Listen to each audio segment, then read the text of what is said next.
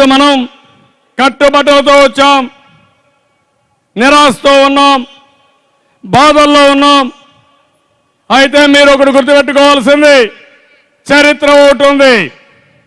Japan దేశం రెండవ ప్రపంచ యుద్ధంలో మొత్తం బాంబులన్నీ వేసి ప్రధాన నగరాలన్నీ కూడా బూడిదైపోయినాయి. అక్కడ పుట్టిన వాళ్ళు కొన్ని సంవత్సరాలుగా వికలాంగులుగా పుట్టారు. పంటలు కూడా సరిగా రాలేదు. కానీ మొక్కవోని దీక్షతో జపాన్ దేశం ముందుకెళ్ళింది. అధైర్యపడలేదు,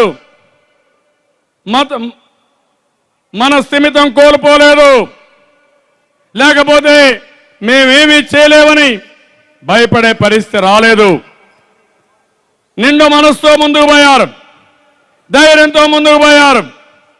తప్పకుండా మళ్ళీ మేము పునర్నిర్మాణం చేసుకుంటాం, అగ్రదేశంగా తయారవుతామని ఏకైక లక్ష్యంతో జపాన్ ముందుకు పోయారు.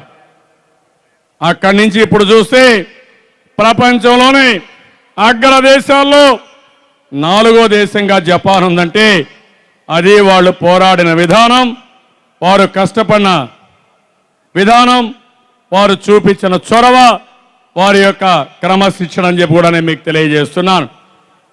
అదే ప్రపంచ యుద్ధంలో జర్మనీ ఉంది. చాలా మంది చనిపోయారు. చాలా మందిని బందీలుగా లక్షల మందిని తీసుకెళ్లారు. లక్షల మంది చనిపోయారు. కానీ ఆ దేశం కూడా భయపడలా. మళ్ళీ పునర్నిర్మాణానికి నాంది పలికారు. నాంది పలికి ఎక్కడికక్కడ ముందుకు పోయే పరిస్థితికి వచ్చారు.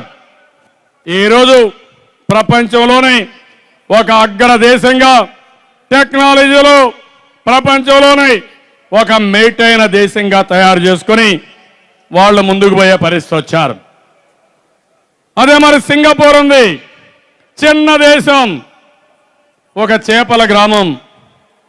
అలాంటి గ్రామంలో మంచినీళ్ళు లేవు, వనరులు లేవు.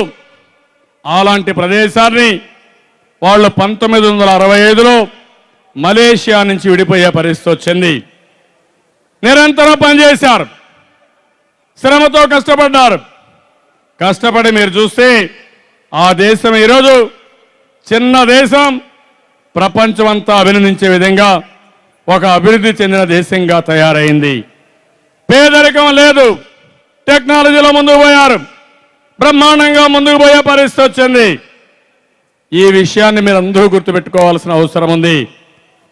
ఈరోజు ఒక దేశం ఉంది, కొరియా ఉంది. కొరియా 2 దేశాలుగా విడిపోయింది, నార్త్ కొరియా, సౌత్ కొరియాగా. ఎవరైతే కష్టపడ్డారో సౌత్ కొరియా ఒక అగ్రదేశంగా తయారైంది. ఎవరైతే కష్టపడలేదో, సరిగా చేసుకోలేదో, నార్త్ కొరియాలో ఆకలి ఉంది, అనారోగ్యం ఉంది, సమస్యలున్నాయి, అనేక సమస్యలతో సతమతమయ్యే పరిస్థితి ఉంది.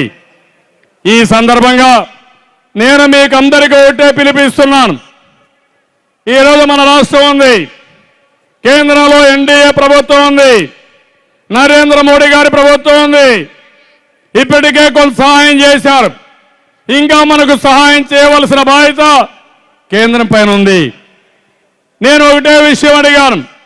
నిన్న మొన్న కాంగ్రెస్ నాయకులు మాట్లాడుతున్నారు, స్పెషల్ స్టేటస్ గురించి పదే పదే మాట్లాడుతున్నారు. ఇవ్వాలని నేను కోరుకుంటున్నా. అయితే ఒక్క స్పెషల్ స్టేటస్తోనే ఆంధ్రప్రదేశ్ అభివృద్ధి కాదు. ఈరోజు కర్ణాటక ఉంది, బెంగళూరు లాంటి మహానగరం ఉంది, తమిళనాడు ఉంది, చెన్నై లాంటి వరల్డ్ క్లాస్ సిటీ ఉంది, హైదరాబాద్ ఉంది. నేనే అభివృద్ధి చేసిన హైదరాబాద్ ఉంది తెలంగాణలో. ఇలాంటి రాష్ట్రాలతో మనం పోటీ పడాలంటే మనం కూడా అందరితో చుట్టుపక్కల రాష్ట్రాలతో సమానంగా అభివృద్ధి కావాలంటే కేంద్ర ప్రభుత్వం అవసరం.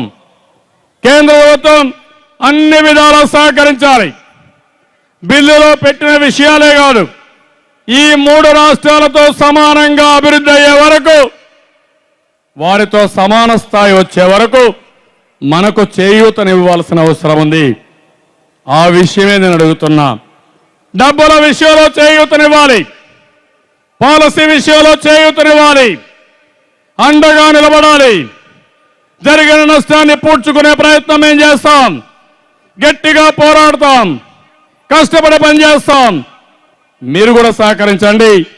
తప్పకుండా అనుకున్న లక్ష్యాన్ని తొందరలోనే మేము చేరతామని చెప్పి మరొకసారి కేంద్రానికి కూడా విజ్ఞప్తి చేస్తున్నాను. అందుకని నేను మిమ్మల్ని కోరేది ఈరోజు ఈ సమస్యలు చూసిన తర్వాత మనకు కొన్ని అవకాశాలు కూడా ఉన్నాయి. నేనేం చేశాను రాబోయే రేపటి నుంచి మాట్లాడతాను. 8వ తారీఖున ఇక్కడనే ఎక్కడైతే ప్రమాణ స్వీకారం చేశానో అక్కడే నేను ఏం చేశానో మీ ముందర రిపోర్ట్ కూడా పెడతాను. ఈరోజు మీటింగ్ మాత్రం జరిగిన అన్యాయం, జరిగిన కుట్ర, ఆ కుట్ర రాజకీయాల్లో మనం పడిన ఇబ్బందులు, ఈ సంవత్సరంలో మనం కోలుకోలేని విధంగా అన్ని విధాలా ఇబ్బంది పడుతున్నాం. అయితే నేను మిమ్మల్ని అందరినీ, రాష్ట్రంలో ఉండే ప్రజలందరినీ కోరుతున్నాం. Japan, Germany, Singapore, south Korea మనకు ఆదర్శం కావాలి. మళ్ళీ ఈ మీటింగ్ ద్వారా తెలంగాణ ప్రభుత్వానికి విజ్ఞప్తి చేస్తున్నాను. రెండు రాష్ట్రాలు ఒకటిగానే ఉండాల్సిన అవసరం ఉంది.